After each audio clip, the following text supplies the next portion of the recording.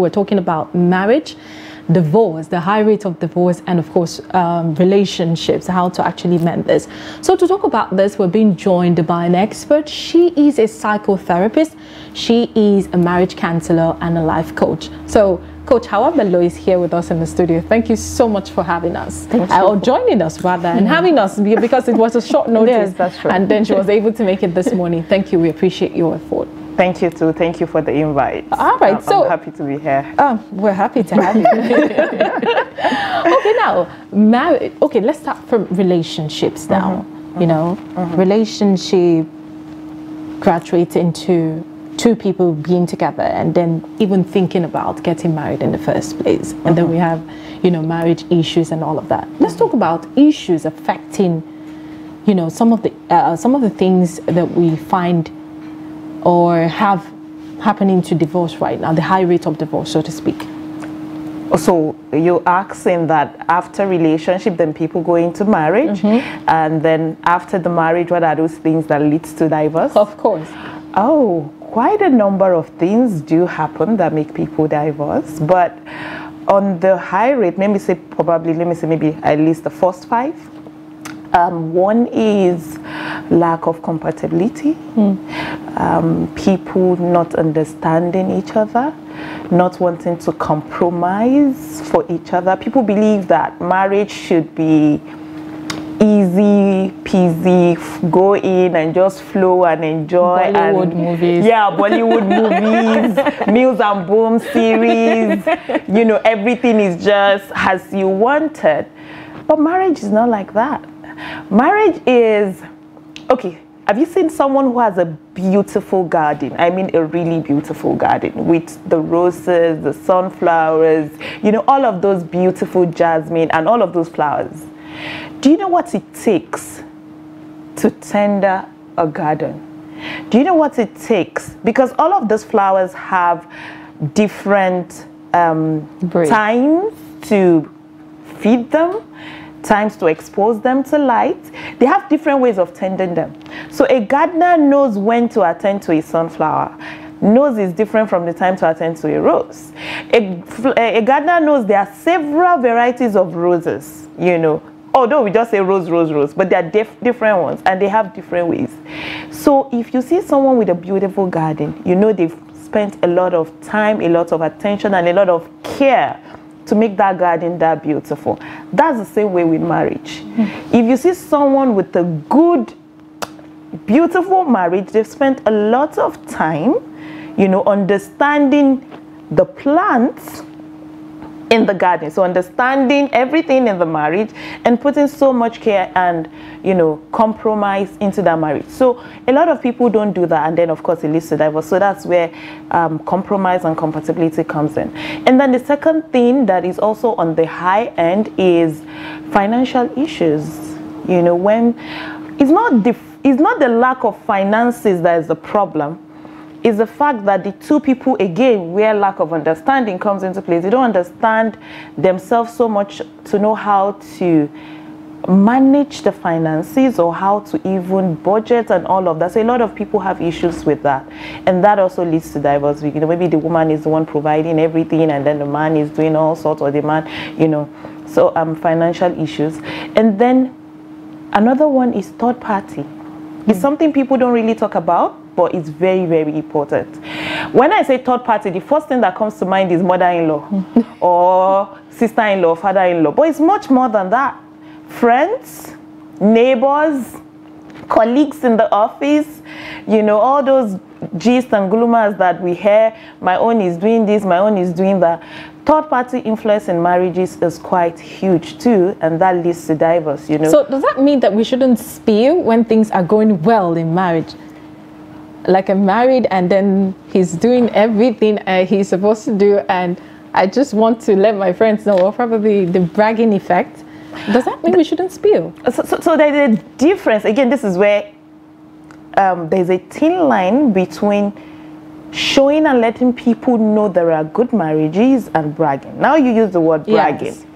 But what destroys marriage really is not people showing the good marriages. Because there's a difference between saying, you know, my husband is a very good man and all of that, and to say, I will never accept that in my own marriage. My husband cannot do that for me and I will sit there. You see, there are two different things.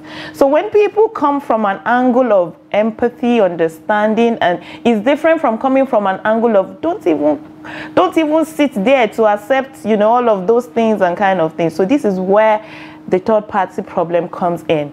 You know, people don't want to. It's like when they say, rather than preserve something, we just want to scatter it. Okay, and from what I know, from my experience, human beings can fix things. Human beings can fix relationships. It's easy to actually fix things, but we don't want to fix it. We don't want, again, going back to that garden, that sacrificing to tender to that garden. And please, caution, when I say fix, it takes two to fix, not one. It has to be the two of them are willing to follow the things that make marriages work, and they're willing to fix their relationship, as against two people coming with the ego and not wanting to fix the relationship. Of course, a relationship cannot be fixed by one person. It has to take two to fix that relationship. So when two people are willing to fix relationship, we know for a fact from research that there are ways to fix these things. And it works. You know, you can fix them. But because of the lack of knowledge, because of ego, because of, you know, some of those other things, people don't want to fix it. Okay. Well, that's true. I agree with you, Coach Hawa. But right now, I know that people out there have a lot of things to say. So while we're discussing, we would like to open the line for our viewers, of course, for you to call in if you have questions for Coach Hawa. Of course, we want you to call in and ask the questions so that you get the answer right from her mouth. So the numbers would be on your screen. Make sure you call in to tell us what you believe marriage, the causes of divorce are, and also what question you have for Coach Hawa right here. So Coach Hawa, let's talk more. You mentioned about 4, yeah? I don't know if I was trying to keep count. So tell us more, because marriages these days are quite, I've seen people on social media, you know, I'm married, and when I see people keep complaining about, oh my God, the way marriages are like dying, or there's a lot of divorce rate these days, it's scaring me. And people are saying, I don't know if I even want to go into that institution. I try as best as I could to encourage them. Now, no, believe that there are good marriages. Mine is good, and you would get the best. So have that belief and have that faith that you would work towards it. But then if I'm saying it, it'll just feel as if, oh yeah, just lucky. So we need an expert like you to help us understand that you need to put in that work. So tell us more, please. Okay. Yes, there may be tiny bits of luck, but there is a lot of hard work. I, for the love of me, used to think before that, why do you have to put so much work in marriage? As in, you know, I'm like, well, we should just go into the marriage and it should just flow, Jerry. I don't like this, you know. But when we look at it, takes, okay, you want to eat a good meal. Of course. Right? You want to eat a good meal. Does the meal just disappear and come in front of you? No. Okay, since we have a caller already. All right. Good morning. Okay, we lost that call. Please keep trying to call us, of course. Okay, we have another caller there. Good morning. Yeah, good morning. Okay, we lost that call. Maybe something is wrong with the network. Please keep trying to call in. Your chilly atmosphere is actually happening. I thought chilly is good. Right? Okay, now I have to ask Coach Hawa, is it chilly in Abuja this morning? Yeah. See? Okay. Oh, we have another caller. Good morning. Good morning and welcome to Daybreak Extra. You people are giving good news to people. Hello, good morning. Morning, how are you? Fine, thank you. Fine, What's thank your you. name? Your program very interesting. Okay. Thank you. Please tell us your name and where you're calling from. Huh? Tell us your name and where you're calling from. Please stay away from your TV set. Do you have a contribution or a question? Okay. All right, please, when you call, try to move away from your radios. Radio or TV set. It's actually TV, not radio, actually. So move away from your TV set so we can have a clear conversation. If we cannot have that clear conversation, then, of course, there's no conversation. Hello, good morning and welcome. Hello, good morning. Welcome. What's your name and location, please? My name is Ali Isagwete. I'm calling from you. All right, welcome, Hasbi, this morning. You have a question or contribution? Yeah, pardon? Do you have a question or a contribution? Contribution. The program is very interesting. All right. Thank you very much. If that's all you want to say, we appreciate you calling on the program. All right, thank you very much. I really appreciate this program, in fact. Okay. All right. Thank you, Aliyu. Naturally, we'll be having to pay before we see Coach Hawa Bello, but Yes. we have consulting for us. So make sure you call in and, of course, of enjoy course. the Grace of Trust TV to ask your questions about marriages. Coach Hawa, people are thinking that perhaps in relationship stage, people are not being truthful, and that's why when they get into the marriage, they find difficulty, fixing it. But before we go on, we have another caller. Good morning. Good morning. Yeah, good morning. What's your name and where you're calling from? My name is Hafsa. I'm calling from Zaria, Kaduna State. Okay, well, thank you for joining us this morning, Hafsa from Zaria. So, any question or contribution? I just want to ask a question. Okay. Go ahead, please. Assalamu alaikum.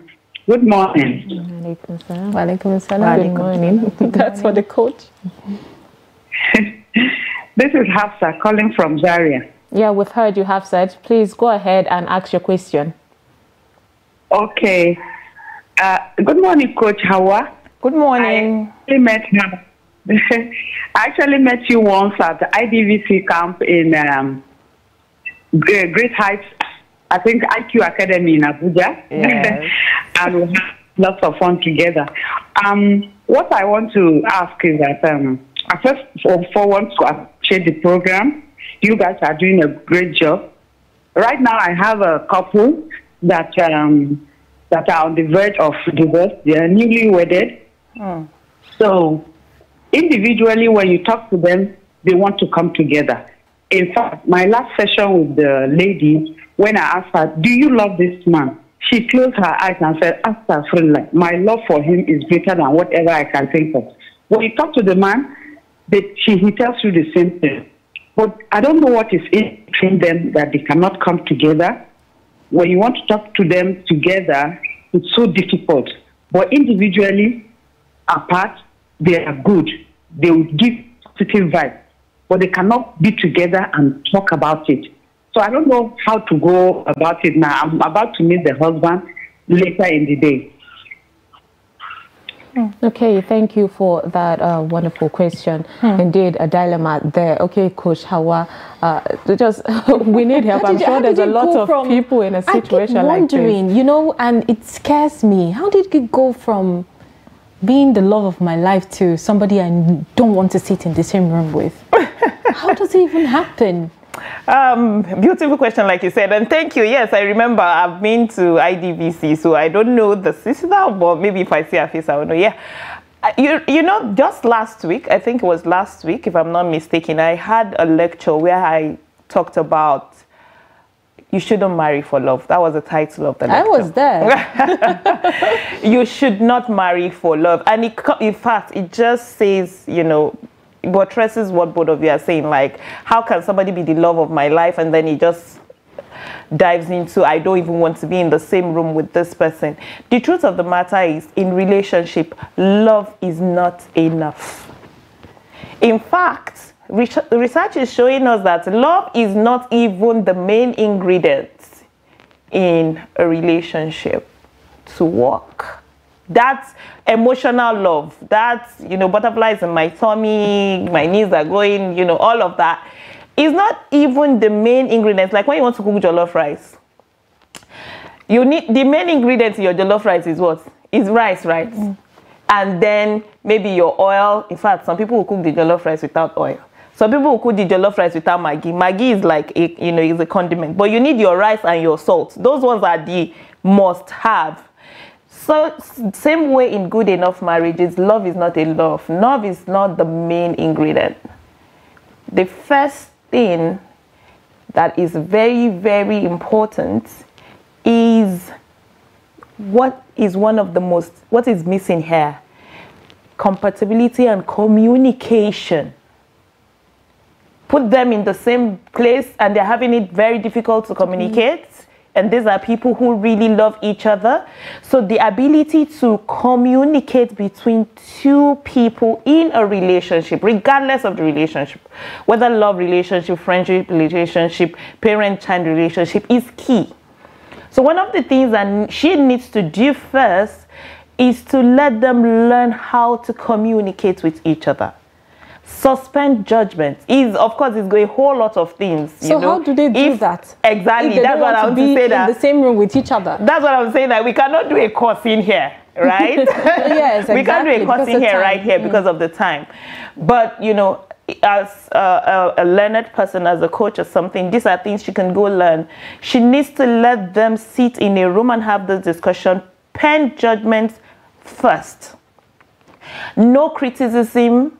No defensiveness, because most times when people talk, it's normal for you to criticize me, to throw me a jab, and I go defensive. Why would you criticize me? Even if I know that I'm the one that has the problem, but immediately you throw that criticism, I'll go defensive. But if you talk to me in a way of telling me how you feel, not how I am as an individual, they are two different things. So I come to you and I say, let's say you're Abdullah, okay? And I say, Abdullah, do you know that you make me feel angry when you speak to me in that tone? I would appreciate if you speak to me in a different tone whenever you are in that mood. It's different from, you always talk to me in a very, very harsh mood, or a very, very harsh tone, or something like that. Or I say, you are a very, very wicked person. Why would you talk to me like that? Immediately I go, you're a very wicked person. Why would you talk to me? I'm like, me, wicked. Then I go fighting. But I just communicated the same thing. So those couple, for example, need to first learn how to be in the same room, communicating with each other without all of those things that causes problem. So maybe later on, she can call maybe outside of the show, or maybe do some research or go for a course where you learn how to put two people in a room to have that discussion, because that's what therapists do. I was thinking maybe, I don't know, from the couple, I was just having another angle to it, that perhaps they truly love each other, they don't want to disappoint each other, and that's why they don't want to talk expectations about there. Exactly. But the truth of the matter is, how can you not want to disappoint someone so much that you cannot even talk to the person in the same room? So much you want to even divorce. I think we have another caller there. Do we still have that call? Good morning. Good morning, ma'am. Yeah, thank you for joining us. What's your name and where are you calling from, please? What? Please, can you stay away from your TV set? We can actually hear the noise here. Okay, ma'am. Can you hear me now? Yes. Perfect. Hello? Yes, we can hear you now. So Go ahead, what's your please. name and where are you calling from, please? Okay, this is Mohammed Yakub Ondi, calling from Ajakuta in Kogi State. Nice. Okay, thank you for joining us from Kogi there. So contribution or question? Okay, thank you. I just want to commend you guys for doing a wonderful job. Thank you. Hello? Yes. Thank you. I equally want to, advise that such programs should be sustained, because our ladies, our wives, are listening to the program, and I believe that with this program, they are learning a lot. They are learning how to guide their marriage from such issues that are permitted in the whole world now. I'm talking about divorce. Mainly, I just want to call and and commend you guys for doing a wonderful job. Thank you.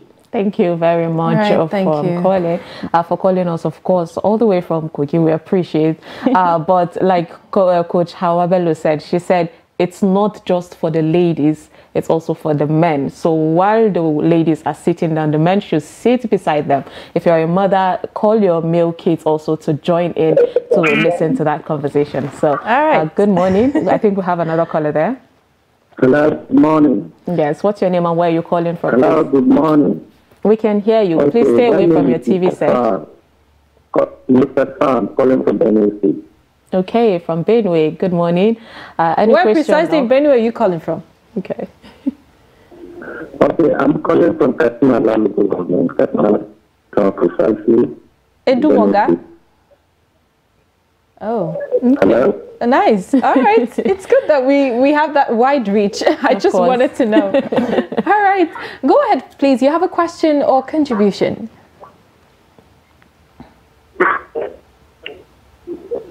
Are you with us? Okay, I think we lost that caller. I need to ask this question, actually. I need to ask Coach this question. You know, a lot of people are skeptical about marriage. I get in, do I do it right? And if I am faced with divorce, which of course a lot of divorced people are being stigmatized now, how do I cope? How do I deal with this?